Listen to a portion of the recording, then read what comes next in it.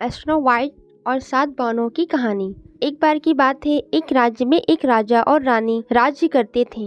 दोनों ही अपनी प्रजा का खूब ध्यान रखते थे और दोनों ही बहुत अच्छे थे। उनकी जिंदगी में बस एक ही कमी थी कि उनका कोई संतान नहीं थी। एक बार रानी ने मन में इच्छा जताई कि उनकी एक बेटी हो जो सबसे सुंदर और प्यारी। कुछ सालों बाद रानी की यह इच्छा पूरी हुई और उन्होंने एक सुंदर सी बेटी को जन्म दिया, जिसका नाम उन्होंने स्नो वाइट रखा। पूरे राज्य में खुशियां ही खुशियां थीं, लेकिन यह खुशी ज्यादा दिनों तक नहीं रही। कुछ दिनों बाद जब राजा और रानी जंगल में घूमने गए तो एक जादूगरनी ने मौका पाकर रानी को चिड़िया बना दिया और अपने पास पिंजरे में कैद कर लिया।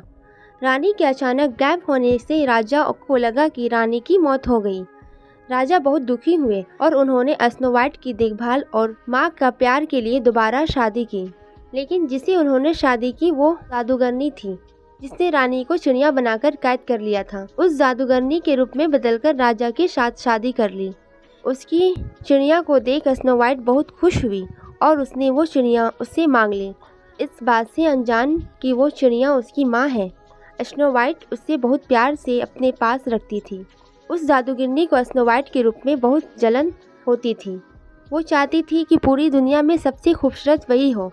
उस जादूगरनी के पास एक आईना था जिससे वो हर रोज़ पूछती कि सबसे सुंदर कौन है। हर बार आईने के जवाब आता, रानी आप तो सुंदर है, लेकिन आपसे भी ज़्यादा सुंदर स्नो वाइट है। यह सुनकर उसे बहुत गुस्सा आता था। एक दिन उसने फैसला कर लिया कि स्नो वाइट को मार डालेगी। इसके लिए उसने एक मंत्री को बुलाया और उससे कहा, जाओ जाकर स्नो वाइट को मार डालो। मंत्री डर गया और स्नो वाइट को जंगल में ले गया, लेकिन उसे मार ना सका। उसने स्नो वाइट को सारी बात बताई और उसे भाग जाने को कहा। स्नो वाइट दुखी हो गई और वहाँ से भाग गई। मंत्री ने वापस आकर झूठ बोल दिया, स्नो वाइट को मार दिया है। जादूगरनी रानी बहुत खुश हुई। उधर स्नो वाइट जंगल में भटक रही थी कि उसकी नज़र एक छोटी सी झोपड़ी पर पड़ी, जो उस झोपड़ी में चली गई। वहाँ उसने देखा कि बहुत छोटी छोटी 7 प्लेट लगी है और उसमें कई तरह के भोजन हैं। स्नो वाइट को बहुत भूख भी लगी थी, तो उसने हर प्लेट में थोड़ा थोड़ा भोजन कर लिया।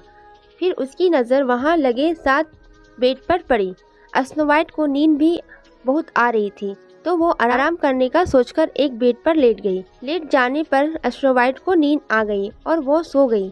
तभी थोड़ी देर के बाद वहाँ 7 बौने आए। स्नो वाइट को अंदाज़ा लग रहा था कि कोई वहाँ आया है। जैसे ही उनकी नज़र स्नो वाइट पर पड़ी, उसकी खूबसूरती देखकर बौने उसे देखते ही देखते रह गए। तभी स्नो वाइट की नींद खुली और उसने डरते बौनों को सारी बात बताई।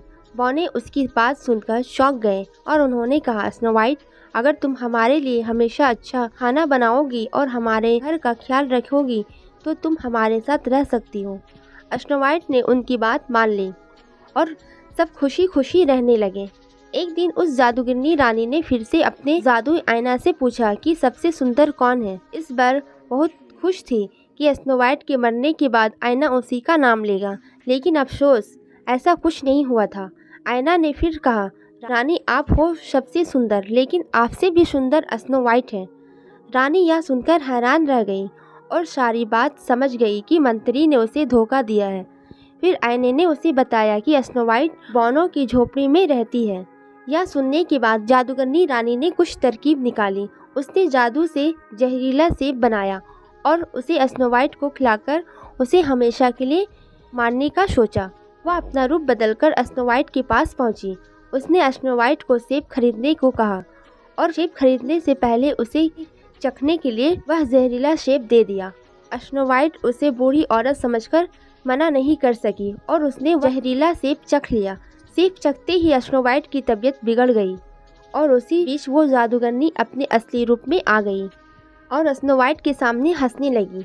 स्नो वाइट अपनी सौतेली माँ को देखकर हैरान रह गई और गहरी नींद में सो गई। उसकी कुछ देर बाद ही वहाँ बौने आए और स्नो वाइट के वहाँ पड़ा देखकर दुखी हो गए।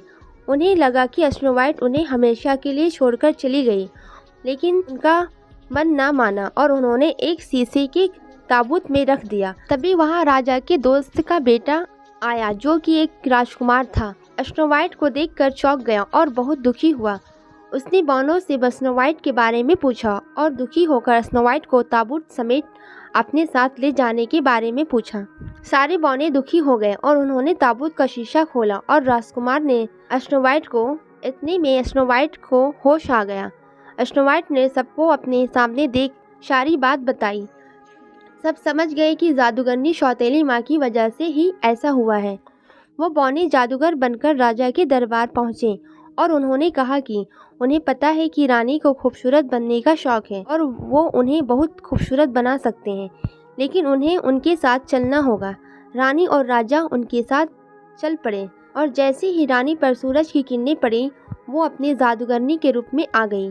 वहाँ स्नो वाइट और राजकुमार भी पहुँच गए। स्नो वाइट को देखकर राजा बहुत खुश हुए। स्नो वाइट राजा को सारी बात बता दी और फिर बौने ने अपनी शक्ति से जादूगरनी के जादू को खत्म कर दिया। जादू खत्म होते ही जादूगरनी चिड़िया बन गई और असली रानी अपने रूप में आ गई। राजा और स्नो वाइट रानी को देखकर बहुत खुश हुए और जादूगरनी को बंदी बनाने का आदेश दिया। इसके बाद राजा रानी स्नो वाइट और राजकुमार के विवाह का आयोजन किया और फिर बौने को बहुत सारे तोहफे दिए। सभी खुशी खुशी रहने लगे।